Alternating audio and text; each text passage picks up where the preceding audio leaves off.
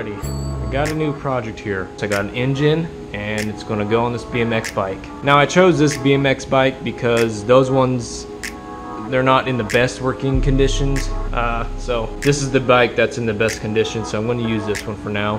Now with this project, this is gonna be something new to me. Not the motorizing part, but I'm gonna attempt to do a friction drive. Oh, by the way, if you don't want to hear any of this, you just want to see fabrication and stuff, you can go ahead and skip this part. Now, I never done a friction drive before. They have all been chain drives with a clutch. This bike is going to be really hard to do a chain drive. I would have to hack these two pieces off, extend the frame so I can mount the engine down here, and then weld it all back together, and then the wheels are going to be super far apart because the engine's going to be in the center, and I won't be able to pedal it. I'll lose the crank, so it'd be a mini bike. But I'm going to try to use a friction drive instead, and it's going to attach to the back wheel here, and it'll be direct drive, so I'll have no chain. So the shaft on that engine will be in contact with the back wheel of this BMX bike. I know these tires aren't the best for a friction drive. They are they're round, they're not flat. That bike has a more of a flat shape, so I might switch these tires out for the flatter top ones and not the round ones, because these are more street tires. The other ones are more for off-roading. Well, not off-road, you ride in the dirt or turf. But like I said, I never attempted to do a friction drive, but I kind of cheated and I looked at some YouTubers that did friction drives. There is a friction drive kit, and it's by Bikeberry. And I did some research on it, and I've heard that kit is bad, underwhelming. First of all, it's a 38cc 4-stroke. That's already way under what I want. When it comes to 4-strokes, I only do 79 or 90, that's a 98. But I won't go any lower than that.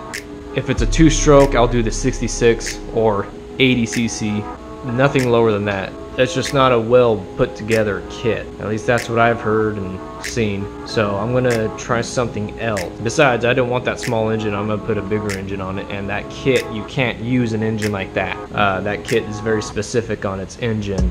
The best setup that I've seen is from the YouTuber Jared D.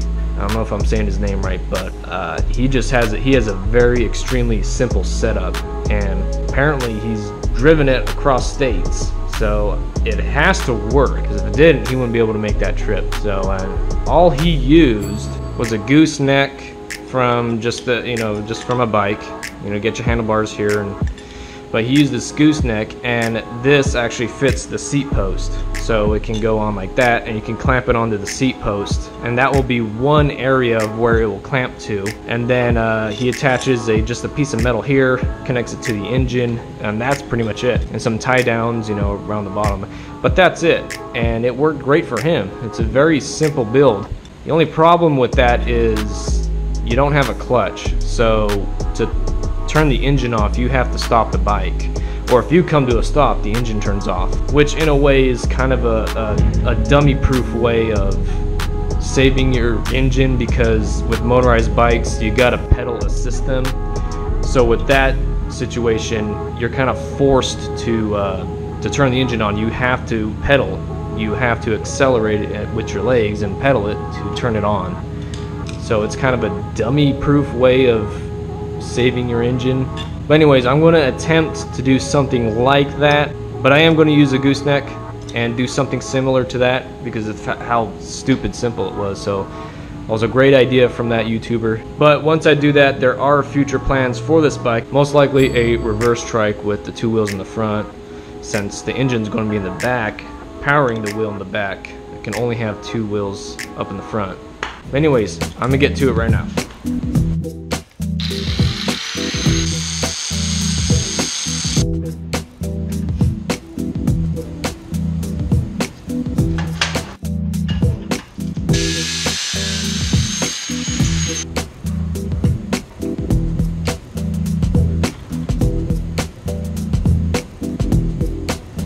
Anyways, you've seen how I throw this together. Just a spacer, this is a coupler, specifically a Lovejoy coupler, and then I just made my own key for it. And then the bolt goes in here and secures everything in place. I'm going to use Loctite on this and then a lock washer, and that will make sure everything is secure on here. By the way, the reason why I'm using this Lovejoy coupler is because I don't want the shaft to be in direct contact with the wheel. Eventually the shaft will wear down if you do something like that. The shaft is not a consumable, so I wanted to go get a hub, just a smooth plain hub, and make that a consumable. So I went to Tractor Supply, they had it, that was $16. This was like $14, so a little cheaper, and this is a lot larger.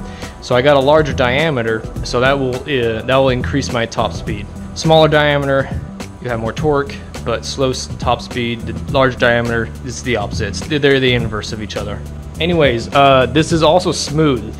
So if this is a problem, because I'm going to have a lot of tension on the wheel, well, not too much, but enough tension. But if this is just spinning on the wheel, or if I'm getting slippage, I might come back, take this off, and either cut some grooves or weld some beads. I think the beads would be better, because I don't want to cut into this and then make some sharp edges, and that will just chew up the tire.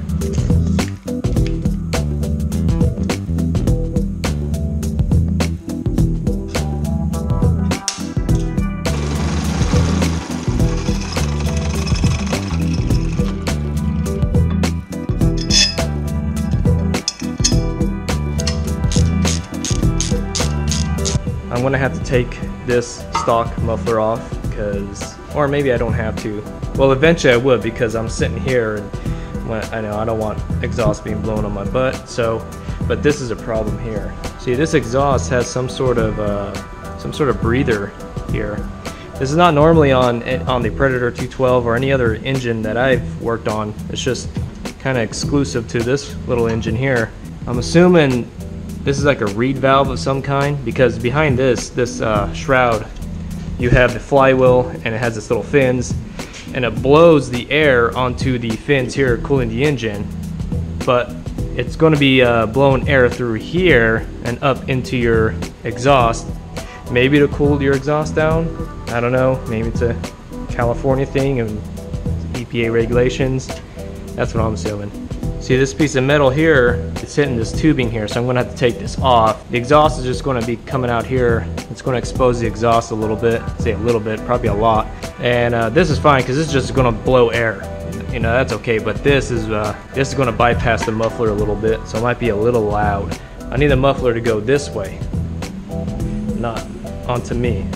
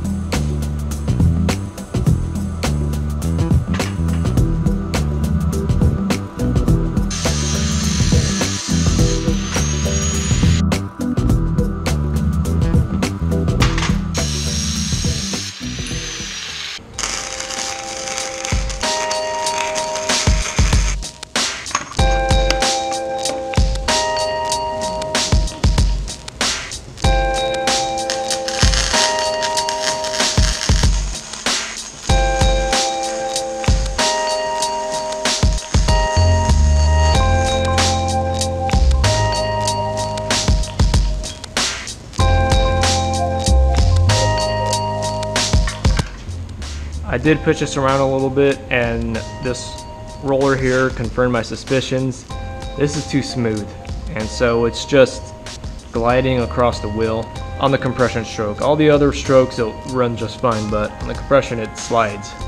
So I'm gonna take all this off, and I think I'm gonna run some beads through here, maybe to get some more grip. But I also want to weld a bracket in here of some kind and attach it to this bottom piece here, so that way it's not all just supported right there, but it's also attached here, so it's supported on both ends. I'm also going to come and create a tab here and bolt it in, so So this engine is not just attached to 2 bolts, but all 4.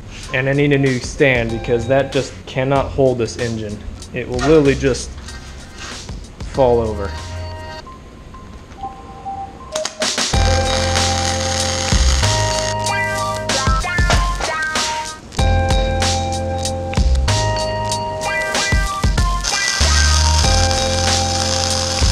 Welding wire, but hopefully this works. If not, I'll have to figure something else out. I can't speak, it's too hot.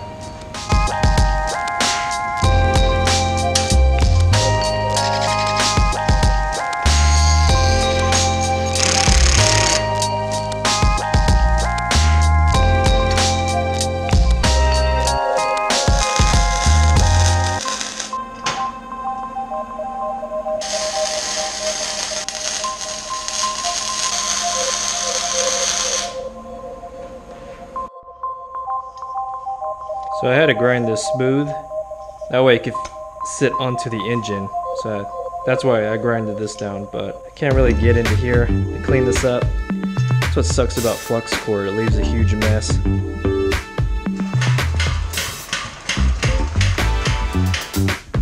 So it's almost there. Now this, putting beads on this roller really helped. However, this engine kind of pulls itself over to the side because some of the beads are high on this side because I started from here and went over here. So this side is going to be a little higher. As the heat transfers, it's going to get even hotter as I move. And so the bead kind of fuses into the hub a little better here. That's why, and it's usually colder on this side. But it works. I have to put a little bit more pressure down on this side here for it to catch. Once it catches, and it gets past the first compression stroke, you'll be able to ride this thing. I also need to get a little kickstand. Now that orange bike over there has a nice kickstand. That will work a lot better, and I'll be able to lean it over on the side. There's just one last thing I want to do, and I want to add another support here. Connect it from here to here, and that will have another area to support all this weight and prevent this from walking over a little bit because it'll be anchored here, and also to be able to pull down a little bit back here, just a little bit. But that's the last thing I'm gonna do, just have some support here, and this thing should be golden. But I'm gonna call it for this one. Despite that little bit of fabricating, that actually was a lot of work. I burnt the hell out of my finger. But besides that, I should have the bracket on, and this thing should be a rider in the next video. So I'll see you in the next one.